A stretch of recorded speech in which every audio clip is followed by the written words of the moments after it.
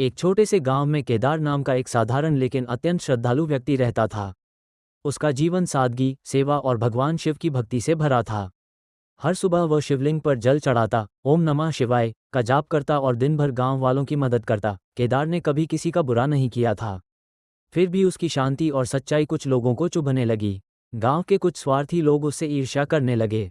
उन्होंने झूठी अफवाह फैलाई कि केदार किसी अनहोनी का कारण है और उसके कारण ही गांव में परेशानियां आ रही हैं। डरे और बहकावे में आए गांव वालों ने बिना सच्चाई जाने, बिना कोई गलती सिद्ध किए, केदार को गांव से निकालने का फैसला कर लिया। उस दिन केदार चुपचाप अपना छोटा सा झोला उठाकर गांव की सीमा पर खड़ा था।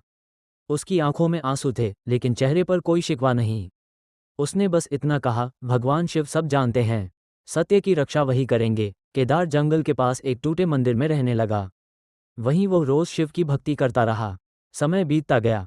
कुछ ही महीनों बाद गांव में भयानक संकट आया, सूखा, बीमारी और आपसी कलह। तब गांव के बुजुर्गों को अपनी भूल का एहसास हुआ।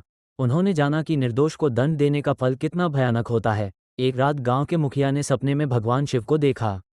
शिव ने कहा, जिसे तुमने बिना दोष निकाला, वही तुम्हारे कष्टों का निवारण करेगा। अगले ही दिन पूरे गांव ने केदार को ढूंढा और रोते हुए उससे क्षमा मांगी। केदार ने किसी से कोई शिकायत नहीं की। उसने सिर्फ शिवलिंग पर जल चढ़ाया और प्रार्थना की। कुछ ही दिनों में गांव की हालत सुधरने लगी। केदार वापस गांव लौटा, लेकिन इस बार सम्मान के साथ। सब्सक्राइब टू बड़ी दादी की बड़ी कहानी।